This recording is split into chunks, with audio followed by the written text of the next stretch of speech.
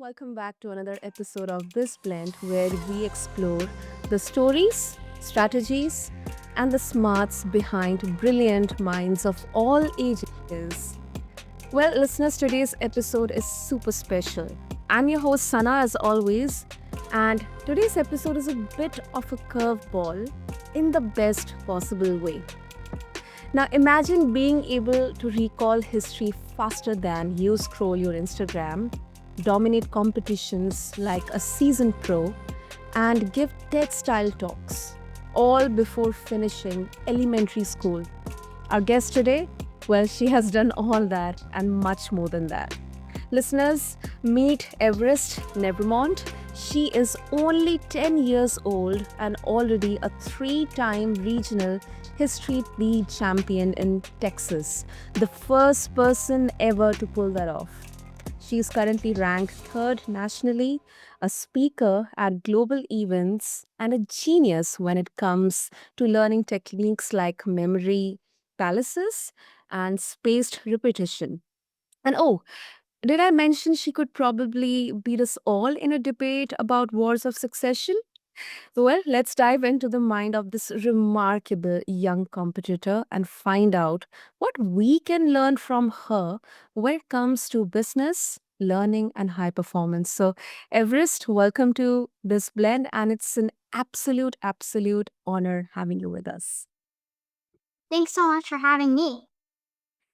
Okay, so first things first, Everest, what does a day in the life of a 10-year-old history B champion actually look like, if you can share with us?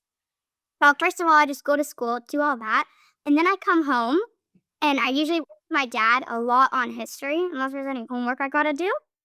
And then after that, I go to gymnastics, and then when we come back, we do a bunch more history. He teaches me the topic, and then we do cards on that, like spaced repetition. Wow. So what makes you feel fascinated with history?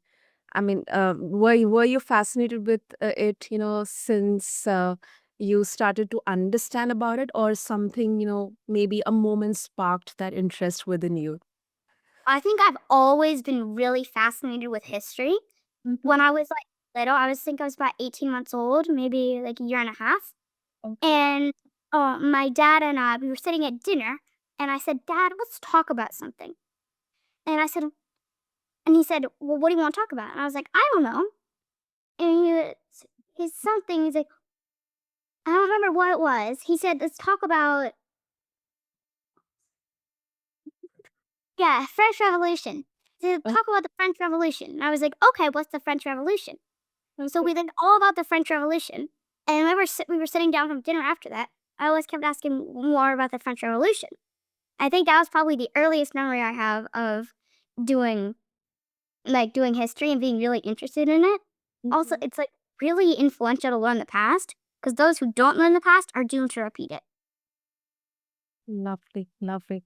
That is so inspiring, Everest. And this kind of focus and practice is incredible.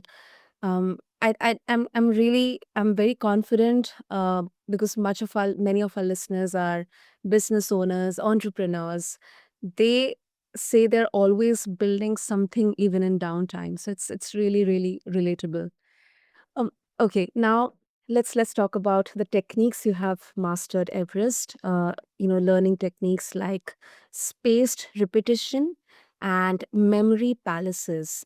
Um, and I believe honestly these are strategies which I guess the entrepreneurs can benefit from. So can you maybe give a little bit of glimpse about these techniques? I mean, how do you actually use these techniques to absorb so much info? I think the first technique, a technique that we really started with, was just reading books, reading stuff that I was interested in. And then we got that and we put them in card decks so we could go through the card decks. But then we had a bajillion cards and I couldn't do all those. So we found this app called Inky.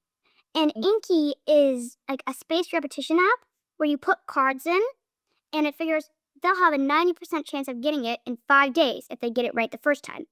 And then when it comes back in 5 days, you answer it And if you get it right, then it might come back in like 10 or 15 days. But if you get it wrong, it'll come back in like 10 minutes. So it gets you so you always have a 90% chance of answering it. Hmm. And that helps you memorize it down cold.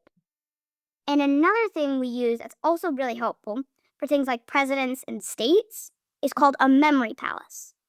A memory palace is you pick a place that you know really well, like your house, your school, and you start in one room and you put a president, a state, something there, and you put a object or picture, something that'll make you remember that.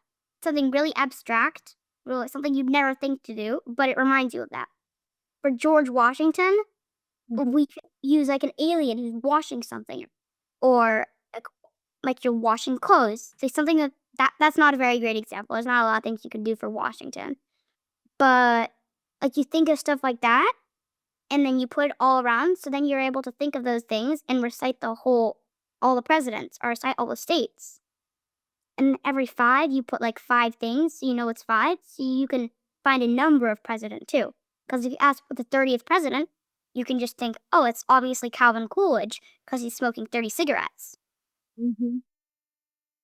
Oh, that's quite interesting. It's like mnemonics. I mean, uh, you kind of associate, let's say, a name of the president or a palace or a name with something which kind of is an object or some association you use in daily life, and it's easy to recall that. That is brilliant and very actually simple yet brilliant in a way. So thank you so much for sharing that, Everest. Okay. And really, this puts a question in this context that sometimes we as grown-ups, we kind of complicate or overcomplicate learning. But learning can be really easy. And one more thing which learn, I'm learning from you, and I'm very confident our listeners will learn from you, is the right use of technology to, learn and gain information, not just scroll and just kind of have that brain rot. So that is really really really motivating and encouraging, Everest. Okay. And let's talk about losing. So you once competed solo against teams of older kids. You didn't win, but you came back stronger. And I think this mindset, resilience, reflection, learning from your mistake or your failure, and then bouncing back, it is so key in business or entrepreneurship also. So, what did that moment teach you about yourself? I think it taught me that there's a lot of kids that are better than me, even though I'd already won a couple at that time. There's still a lot of kids that are better than me, and this is probably going to be about the level of difficulty that nationals is. So it was like, I can't expect to do what I did in regionals. I got to try a lot harder and study a lot harder in case kids are like this are at nationals. Wow. Wow. And honestly, a lot of adults actually struggle with because mm, we kind of have that fear of facing the reality. But Nobody likes me. exactly, exactly. But I mean, you absolutely said it right that you got to understand that okay, there are better competitors or kids than me, and I have to prepare myself accordingly. Ah, that's a huge insight. So, Everest, with your regional wins and national ranking, there is a spotlight on you. It's a bit of a sensitive question. So, there is a pressure on you. So, how do you stay grounded when people expect you to break records and, be the first girl to win it all? I think something that like I just need to practice and practice and practice. Look, I could just be doing like 20 minutes a day, and if I don't finish everything, so what? But we're learning a lot. We're spending like an hour and a half each day some days. And like just all that dedicated practice where I could just be giving up, we're actually doing it so that hopefully it's like gonna work and hopefully I'll get at least in finals. Wow. That is brilliant. That is brilliant. All the best to you, Everest. And this is so wise because in leadership, um, we often say that you can't let praise or criticism or maybe success get too deep into your core. So that is really such a self-aware approach there.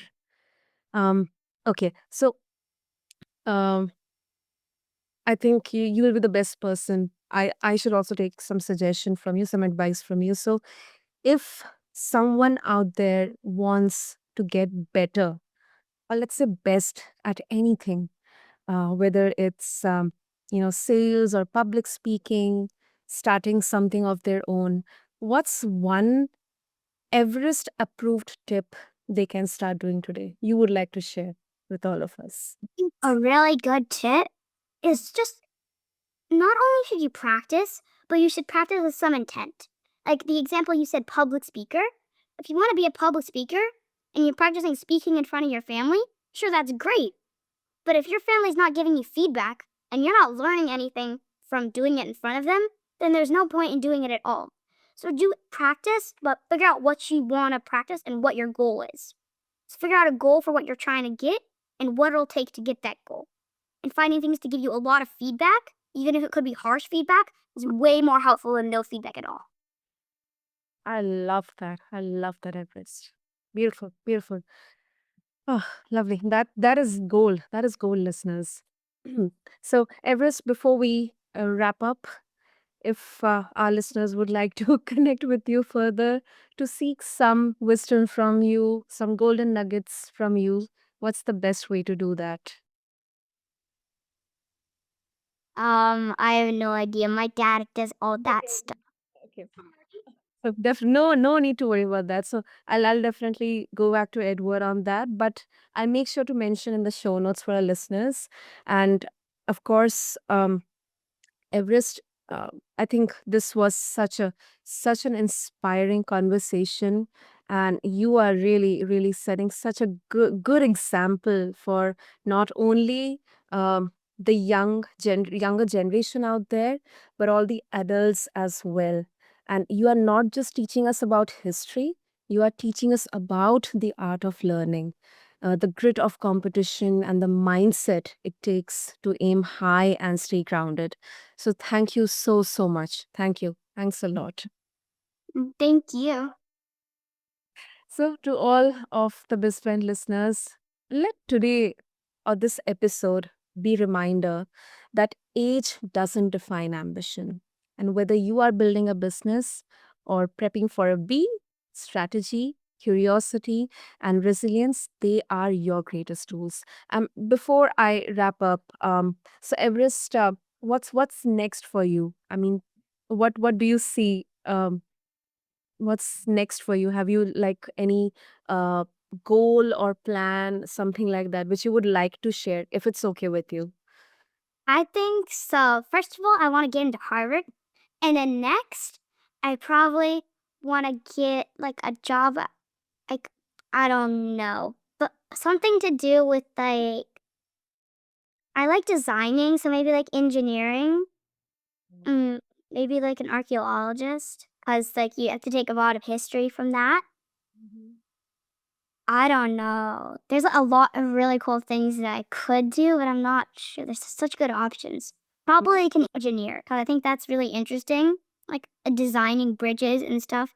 There's so much intent and like I don't know what the word is, but so much things you got to think about, and so many things that could go wrong. You got to plan really carefully, to make sure that everything goes correctly. And I also really like drawing, so maybe I think uh like or maybe an architect, like an architect or an engineer, something like that. And there's so much inspiration to take from history as well. Yeah. Or maybe politics, because I think history plays a vital role in politics.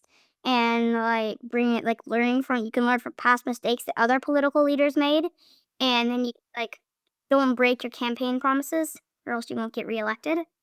So stuff like that. I think politics might also be really fun. Wow. Quite figured out, quite sorted. I guess I am still thinking. I'm like thinking, I never thought even about what excites me when I was 10-year old. I was just figuring out. I mean, so that is really, really inspiring once again, Everest, and all the best to you. Um, and keep blending your brilliance, keep sharing the gifts of history with all of us, because history teaches us a lot.